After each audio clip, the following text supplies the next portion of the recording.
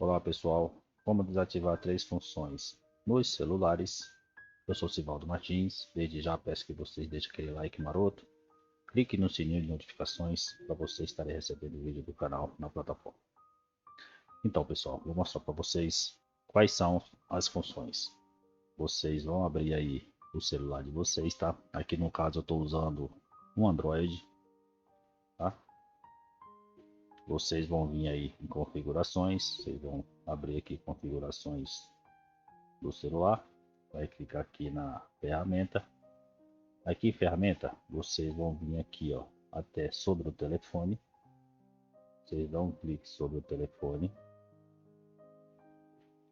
Vocês vão rolar aqui, ó, até o informações do socket. Vocês dão um clique aqui, ó, informações do socket. Vocês vão vir até essa função aqui, número de compilação. Não esteja onde vocês ativado, vocês vão dar de 1 a 7 toques para estar ativando. Aqui no meu já está ativado, vou clicar aqui que vocês vão ver, o meu já vai aparecer aí, ó, tá? Ó, já foi ativado. Então, no meu já está ativado, vocês terão que ativar essa função, ok? Ativou a função, vocês vão clicar aqui na setinha, vai retornar, vai voltar aqui para essa página. Aqui vocês vão rolar até opções do desenvolvedor. Vocês dão um clique aqui em opções do desenvolvedor. Aqui em opções do desenvolvedor, vocês vão rolar aqui, ó. Vocês vão descer, pode descer, tá? Vocês vão vir até essa função aqui, ó. Vou mostrar para vocês aqui, ó. Ok? Essas três funções aqui, ó.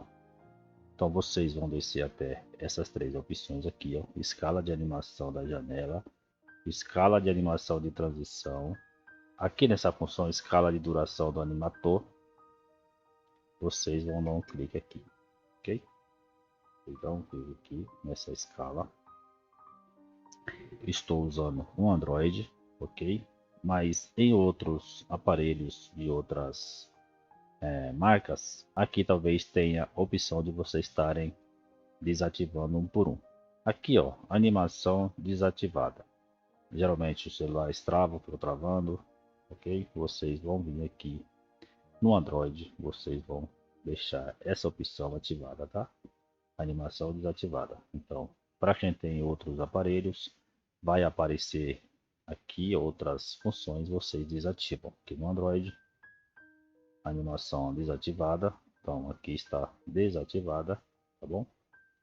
Então, vocês podem estar desativando aí em outro aparelho. Vocês podem estar procurando aí no aparelho de vocês essa função e também pode estar desativando.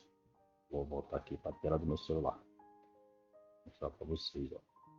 Isso eu estou usando aqui meu celular no computador via Wi-Fi.